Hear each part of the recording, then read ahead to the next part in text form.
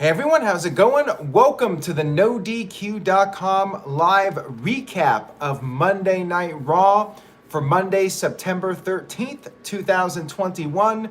The first Raw up against football for the new season. What did WWE have in store for us? Well, let's just say it was a big show. Shout out to everybody watching live. I appreciate it. If you enjoy the video, you enjoy the live streams, please share a link to this video on social media. Real quick, Jeff Meacham Network sent in a $10 super chat. He says, quick reminder as you begin your recap, jam-packed hour of talk wrestling coming up immediately following this stream and simulcasted across multiple channels. Have a great review, everyone. That is from Jeff Meacham. You can check out his post-Raw thoughts when I'm finished. He'll be on this channel as well as the Jeff Meacham Network. Hamp Connell sent in a $2 super chat, says, that was nothing but a cheap ratings ploy in regards to the big ending of Monday Night Raw. Now, I do ask that if you send a super chat, please send it towards the end if it's in regards to what happened at the end of the show, because I want to try to get through this Raw recap as quickly as possible without bouncing around all over the place. I know everybody wants to talk about the ending, but we'll get to it. We will definitely discuss it in detail. There's a lot to digest. Let's talk about the beginning of the show first, and we'll work our way through it. We had Big E show up at the beginning. Of course, Big E, the Money in the Bank contract holder. Earlier in the day, Big E tweeted out that he would be cashing in Money in the Bank. And my thought process on this was, when a babyface, traditionally, when a babyface says he's going to do something, it usually happens. Now, of course, lately, you have to wonder what's going on, because WWE, let's face it, has been known for bait and switch. So as much as I was thinking, well, Big E says he's cashing in, this is not a heel saying that they're cashing in, this is Big E, a top beloved babyface saying he's going to cash in, makes you think it's going to happen, but at the same time, you're like, well, WWE does things and there might be some kind of DQ or he gets jumped from behind or something where he doesn't actually cash in and it's just a ratings ploy to get people to tune in and they're not going to actually have a cash in. I did a poll earlier today and the majority of people in the poll thought that he would not be cashing in, like 60% or something. Anyways, RK Bro arrived, Bobby Lashley with MVP arrived, everybody was in the ring. Big E said he still insists that he will be cashing in, he intends on doing it. Riddle asked Big E to not cash in on his buddy Randy. MVP said that's not going to happen. Randy will not be winning the title.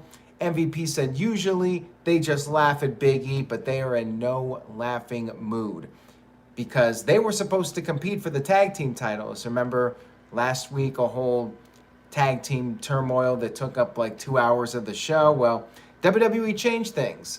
It was supposed to be Lashley versus Orton at Extreme Rules, and instead they moved it to Raw, no tag team title match.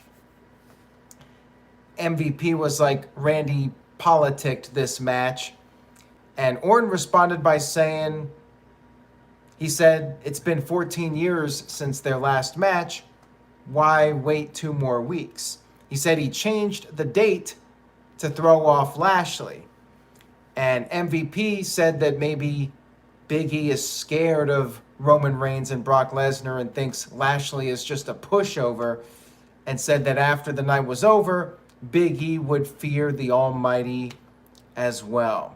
And then Lashley knocked the briefcase out of Big E's hand, but then Randy Orton came in, hit an RKO to Bobby Lashley to set us up for the main event. Walter Cruz sent in a $5 super chat. Thank you, Walter. He was part of the No DQ review this past Thursday. He says, Happy about the ending, will not ruin it, but I'm still amazed that SmackDown and Raw are produced by the same company night and day. Yeah, I'm with you on that one, Walter, for sure. We had our first match of the evening, which was, and by the way, I thought the opening segment was very well done to set us up for the main event. And shout out to Boston. Boston was a pretty good crowd this week for Monday Night Raw, and they still had the energy at the end too, which when it comes to 3-hour Raws, sometimes that can be a very tough task. So we had Shayna Baszler confronting Nia Jax earlier in the day. And then Charlotte cut a backstage promo for her match with Shayna Baszler and said that Shayna is never going to get to her level as long as she's being held down by dead weight. So anyways, we had Charlotte versus the new Eater of Pinfalls. That used to be Bray Wyatt's nickname, but it's now Shayna Baszler's nickname. Charlotte did her big moonsault to the outside. Nia Jax arrived, and Charlotte started mocking Nia, and Shayna made a comeback. But then Nia got on the apron. Charlotte took advantage. She hit a big boot and pinned Shayna Baszler. So yes, Shayna is in fact the Eater of Pinfalls. Takes another loss. And after the match was over, Alexa Bliss arrived with a gift for Charlotte Flair. Charlotte did not want it. She said no. Alexa said yes. Crowd was doing yes. Why would they script this? Why would they script something like this to influence the fans to do the yes chants when that guy is now working for a different company? Kind of weird to me how they scripted this. But anyways, Charlotte eventually agreed. She opened it up and it was a doll. Charlie. Basically a Charlotte Flair doll in similar design as Lily. Even had a championship belt. And Alexa said everybody deserves a friend. Even a narcissist, self-absorbed bitch like Charlotte Flair. A big fight broke out and Alexa got the best of Charlotte. Psycho Jet Black with the $2 super chat says, who's supposed to be the face in the Nia Jax versus Shayna Baszler feud? I guess Shayna, but I really don't know. And according to TJS, they already have Charlie up for sale on WWEshop.com for $40. I suppose if you got money to burn, there you go. You can pick up a Charlie doll on WWEshop.com. Jesse Mendoza sent in some kind of currency I'm not familiar with. I've never even seen that icon before, but it's $125, whatever that currency is. Says, the show is just filler. Oh, he's from the Philippines, so that answers that. He says, the show is just filler.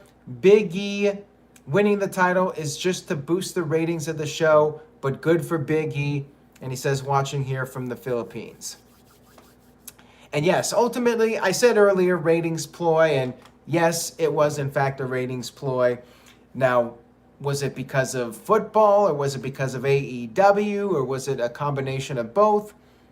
Could be both. Probably more football. Big G's back from the honeymoon. Welcome back, Big G, to the fold. I think Big G will be on the No DQ review this week, but we'll see. We had a 6-man tag team match. Not much to say about it. It was Drew McIntyre and the Viking Raiders against Jinder Mahal, Veer, and Shanky. Jinder's team attacked Drew before the match even got going, but that failed. Did not work out for them. Drew McIntyre made short work of them, pinning Shanky with the Claymore. And by the way, Drew McIntyre was rooting for Randy Orton to win the WWE title for the obvious reason that in storyline, he cannot go for the WWE title as long as Bobby Lashley is the champion. So now that that's over, well, I already spoiled Raw, but we'll talk about it more later with Drew McIntyre. I'm just wondering, if Bobby Lashley wins back the WWE title, can Drew McIntyre still compete for it? Or is the whole thing invalid once Lashley loses the title? That's what I'm wondering. Walter with another $5 super chat. Thank you, Walter. I appreciate it. The new big baller, perhaps, says, love Alexa, really do, but I do not care about this. Sorry, WWE, just bad storytelling. Really, what has she done kayfabe-wise to deserve a title shot? Again, I'm with you, Walter. I agree with you. I thought Alexa was doing great stuff earlier this year, like beginning of the year. But to me, it all went downhill at WrestleMania. And since then, I really have not cared about Alexa's character. So we had New Day backstage reuniting, and they were singing, "Hey, we want some New Day." We also had a 24/7 segment with Reggie. Thankfully, this was quick. Reggie was in the backstage area, jumping over things and jumping on top of things to escape all the guys chasing him. And then you had Drake Maverick there in a suit, and I guess he orchestrated the attack. And R-Truth said that the attack was a failure. And Drake said the problem was not the plan of attack, but rather the execution. So Drake Maverick is a thinking man's wrestler, and he's got some sort of idea to take this title away from Reggie. Psycho Jet Black with a $2 super chat. Thank you for that. Says, imagine Big E dropping the title to Goldberg in Saudi Arabia. I don't think that's going to happen. I'm still making a prediction that it will be Goldberg versus Lashley in Saudi Arabia, but we'll see. Anything's possible. Maybe Goldberg does win the title, and then it's Bobby Lashley versus Goldberg for the title at some point. I don't know. Anyways, we'll talk more about that later. We had Damian Priest with an open challenge, and it was answered before the show even went on the air. Jeff Hardy accepted the challenge, and they also announced before this match that Sheamus would be challenging Damian Priest for the title, which was kind of dumb because he basically gave away the result of this match. Not that anybody really believed that Jeff Hardy was going to win the title here, but still, like, why not wait until after the match to announce that there's going to be a Sheamus versus Priest title match at the pay-per-view? Crowd was behind Hardy, of course. Let's go Hardy. And pretty decent match here. They went back and forth for a while, but Priest did in fact pick up the win with the Reckoning. Sheamus was out there on commentary. He immediately attacked Priest, but Priest got the upper hand, hit a bro kick, and sent Sheamus packing. I really don't care about another Sheamus versus Priest match. I'm kind of over it. I feel bad for Jeff Hardy. I agree with David in the chat room. Let's move on here. We had Natalya and Tamina confronting Rhea Ripley and Nikki Kross backstage, and a fight broke out between them. Tamina said she was almost scared of Nikki, and then Sonya Deville made a couple matches. First match was going to be Tamina versus Nikki, and the second match would be Rhea Ripley versus Natalya. First match was a disaster. We had Tamina, nobody meaner than Tamina. The crowd does not care about her. I really think WrestleMania was a fluke. Maybe just the first show back with fans, and some people, Tamina fans, were close to the ring and they were loud, but yeah, nobody cares about Tamina with a few exceptions. Crowd did not care about this match, and the finish was just an absolute disaster. So Nikki hit a tornado DDT. She went to pin Tamina. 1, 2, 3. Referee counted 3. Thing is, though, Tamina got her shoulder up. However, I think what happened was, I look back on the clip, Tamina was late to kick out.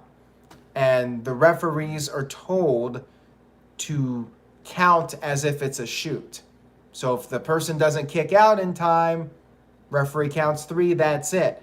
But then it got worse. So the referee counted 3, bell rang, and Tamina's music played. And Tamina was announced as the winner, even though she got pinned by Nikki Kross. What? Yeah, just a complete mess of a segment here. And then after this was over, Tamina threw Nikki Kross into the barricade and Nikki was sent to the back. And after the commercial break, they did say that Nikki Kross was the winner, even though Tamina's music played. So, yeah. Somebody really effed up here. Might have been more than one person. Jorge with the $2 super chat says, just glad Jeff wasn't in a 24/7 segment again. Yeah, that's true. He did lose to Damian Priest, but at least he got out of the 24/7 title picture. Maybe that's why he answered the open challenge, just so he could get out of the 24/7 segments. Smart man is that Jeff Hardy. Psycho Jet Black with a $2 super chat says, Nikki A and B. Almost no botches. Well played there, Psycho Jet Black. And thank you to everybody watching this live. We have over 200 people watching live right now. If you're watching for the first time, consider clicking on that subscribe button, turning on notifications. I'm here almost every day of the week, and I am going to be recapping NXT. People have been asking me about that. I will be doing a recap of NXT this week, NXT 2.0. And by the way, the title is vacant. Samoa Joe relinquished the championship, and now the Fatal 4-Way match that was scheduled will determine a new NXT champion. Very colorful presentation of NXT, and we'll see if the actual content of the show is as colorful as the logo and the video packages. And Jeff Meacham has to get another plug in. He says, consider watching him immediately after we finish with this Raw recap. Over on this channel and Jeff Meacham Network, take your pick. But go over to Jeff Meacham Network and give him a subscribe if you haven't. So anyways, second match, Natalya versus Rhea Ripley. Rhea hit the riptide. Tamina got on the apron. Nikki returned. Tripped Natalya. Natalya attempted to roll up Rhea Ripley, put her feet on the ropes, but again, Nikki pushed Natalya's feet off, and then Rhea Ripley picked up the win by submission. When was the last time Natalya and Tamina actually won a match? Like, I felt like they already lost a match to set up a title match more than once, and now they're losing singles matches. Like, what is going on here? Like, you might as well just get rid of the women's tag team titles. Like, they mean less than nothing at this point. I really hate to say it. Backstage, Matt Riddle was giving Randy Orton some ideas. Randy Orton was just drowning him out, putting on his headphones. Big E then wandered in, and Randy Orton took off the headphones for a minute. Big E, of course, reminding Randy that he was going to cash in Money in the Bank. We had Mansoor, Ali, and the New Day, Kofi Kingston and Xavier Woods, up against Mace, T-Bar, AJ Styles, and Omos. Mansoor was channeling his inner Alex Wright, for those of you that remember him from WCW.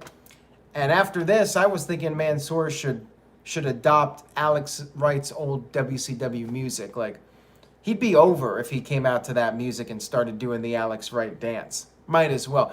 If you're going to rehash old gimmicks from 20 years ago, Alex Wright is the way to go. And we'll get to that in a minute. There was something else that was rehashing something from the past. Anyways, Mason T-Bar dominated early. General Styles, as they were calling him, was giving out the demands. Mansoor got the tag, tagged out to Ali. Everything started breaking down, but then Omos tagged in, and that was pretty much it for the good guys. They all tried. All four of them tried to take down Omos. They were unsuccessful, and Omos picked up the win over Ali with the tree slam. And Darren brings up the American males. I would be okay with that. I would not object to the American males music being used for somebody in this day and age. Maybe Mace and T-Bar. Psycho Jet Black with the $2 super chat says, Ali, Mansoor, and a third guy for the new 3 count.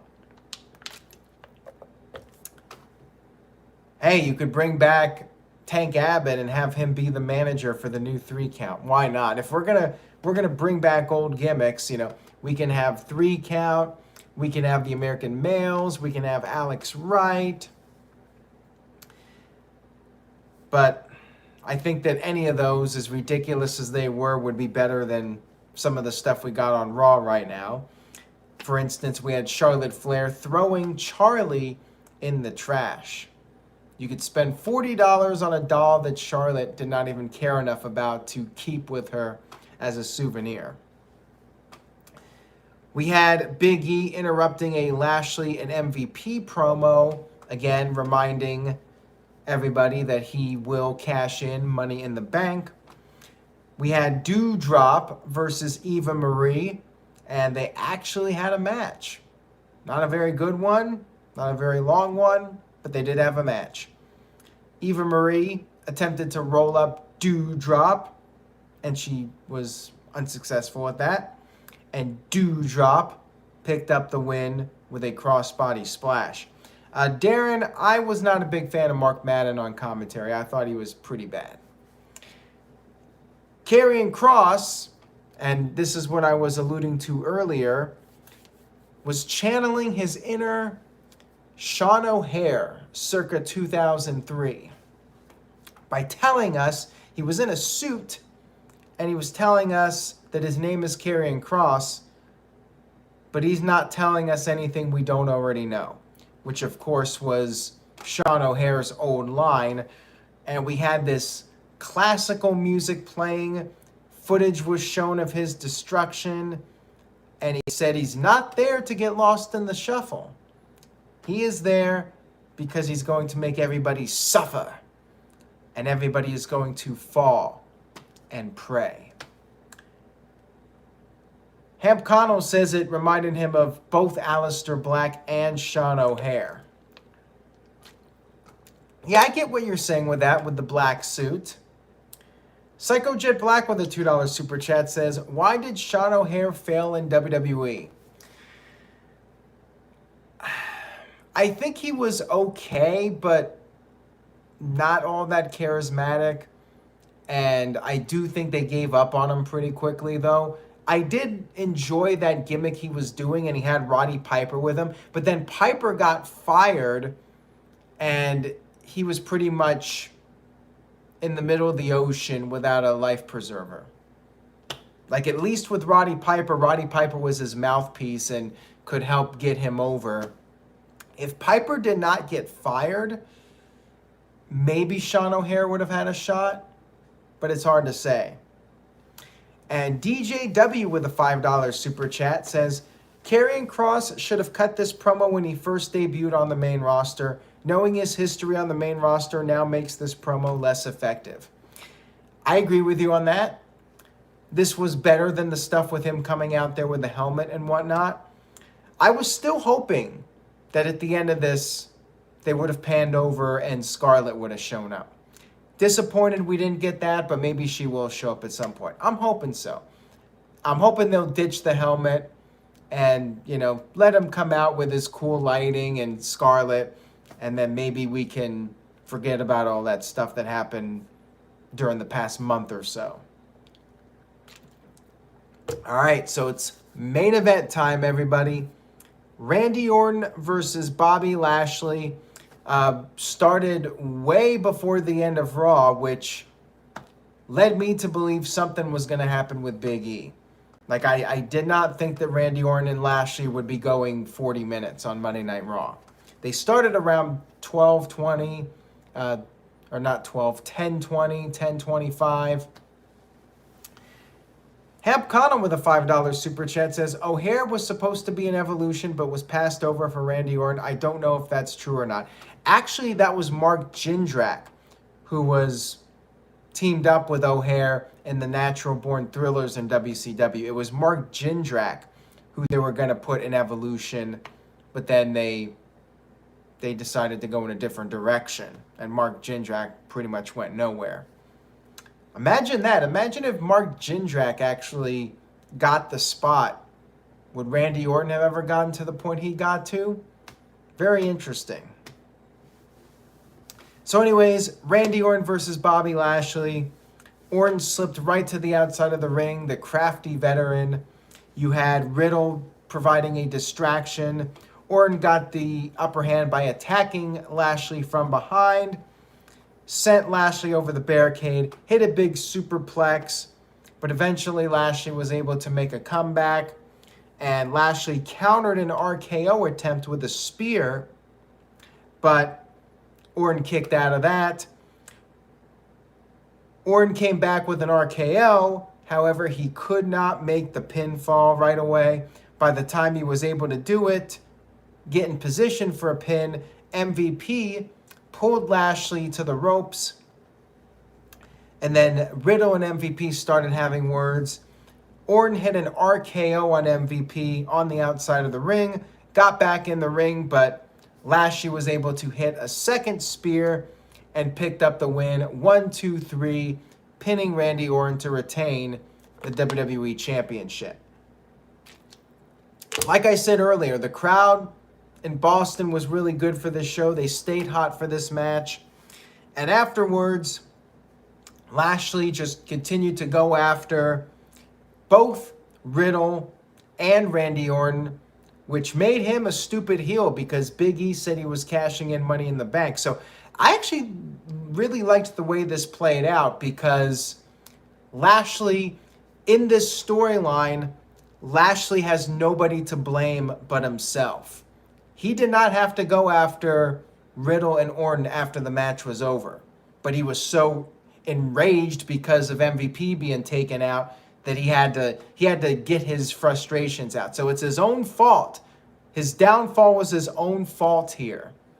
He went out there, he attacked Riddle, he put Orton through a table, but then hurt his knee in the process. He started limping. He limped back into the ring. Big E came down to the ring, was ready to cash in, and we had a commercial break, which I know a lot of people were upset about, but you know, it's clever. It's a good ratings ploy to have the one more commercial break and keep people buzzing and build up that number as high as you can get it. So after the commercial break, Lashley was refusing to do the match because of his knee being hurt. So Big E slapped him. Once again, he knows how to take advantage of the heel. Lashley's a hothead. So Lashley, just furious, goes after Big E. The match begins, and Big E managed to take advantage of the knee with a chop block. Went for the big ending, but Lashley got out of it, hit a spear. However, Big E kicked out of it, and then Big E made his comeback, hit the big ending, and scored the 1-2-3 victory, pulling off the big win to become the new WWE Champion. The New Day come down to the ring to celebrate. Fireworks go off. Great moment here. What's the follow-up going to be? I don't know. But for this night, Big E realizes his dream. New WWE Champion. And I just thought the whole Money in the Bank thing was extremely well done. Like, they made Big E look like a worthy winner here because he told them what he was going to do. And Lashley could have done things a different way, but he chose to let his temper get the best of him. So like I said, it was his own fault that he lost the title here. Nobody to blame but himself. So the way the whole thing was booked, I thought it it made everybody look strong. And of course, Lashley got RKO'd by Orton at the beginning of the show, so that gave Orton an advantage, and Lashley was still able to beat him. So they made Lashley look strong in defeat, even though his temper got the best of him. So in the end, the babyface was able to deliver on what he promised. He went out there and cashed in Money in the Bank like he said he was going to do. DJW with a $5 super chat says, going to commercial during the cash-in made it way less impactful, but nonetheless, I enjoyed it. Now we'll get Big E versus Lashley till the Rumble. We'll see. I don't know what they're going to do. I mean, somebody was asking earlier, does this mean Big E's on Raw? Yeah, I would presume that's the case, that he is officially part of the Raw roster.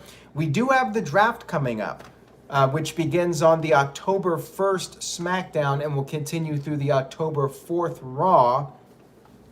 And anything could change between now and then. What's the main event on the Raw side for Extreme Rules? What's going on with Saudi Arabia? A lot of question marks right now, but like I said, Big E's the champ. Congratulations, very well deserved. The game is on 100 with a $5 super chat says, I guess karma came for Lashley, how he won the WWE title from The Miz due to Lashley attacking Drew after Elimination Chamber so he could beat Miz easily. There you go. That's another thing too. It goes full circle. What goes around comes around. So again, very well done with this storyline. And Psycho Jet Black with a $2 super chat says, if Big E makes it to WrestleMania, who should be his opponent? Who? Good question. Will Big E make it to WrestleMania as champion? That remains to be seen. I don't know. And no, Darren, Kevin Owens is not officially gone from WWE. He will be there at least until January. And we'll see what happens with him from there.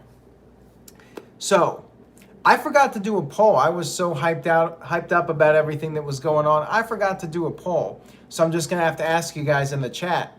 Letter grade for Raw, what do you think? I would probably go with a B. And the reason it's low is because, well, a lot of Raw was hard to watch, but the main stuff they did was A quality. But there was a lot of C quality in between, which is why I kind of go a solid B. But for Raw, a solid B is really good. Like, I usually give Raw anywhere from a C plus to a D. A B is almost like an A. Almost an A for Monday Night Raw. Let's see what you guys thought. A lot of A's. Mike, David, and Joseph all gave it an A. Midnight Black reacts with a B+. Jason Mason with a B-. Darren with a B+. Michael Wayne with a B-. Life of Beto with a C-. Jeff says ending gives it a B. Other than that, it was just tough to get through. Walter says solid B, too much filler. And Joey Perez says it's a B-. VJ says B for B, team go, go, go. Never do that again. Psycho Jet Black with the $2 super chat says, will we ever see a Karen gimmick or WWE or AEW? We might see a Karen gimmick in like 15 years. I mean, if Vince lives that long.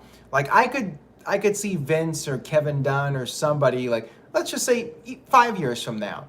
5 years from now, they'll watch a YouTube video and they'll see this Karen going crazy and they'll be like, why don't we make a storyline out of that? Make a character out of that? You know, they're always late to the dance. They're always coming up with ideas 10 years after the idea was first introduced and would have been relevant if they had come up with a character. So yeah, maybe 5 years from now we'll get a Karen gimmick in WWE. Nicholas with a $3 super chat says, are you a Texas Chainsaw Massacre fan? Absolutely, and this might be controversial, but I like the second movie the best of all of them. I love the comedic aspect of that second movie. And it's got some scary moments too, and some disturbing moments. But yeah, I like the first one, of course. The first is a classic. And I actually liked the remake from 2003. Of all the the remakes that were done, there were two that I really liked. Well, maybe three.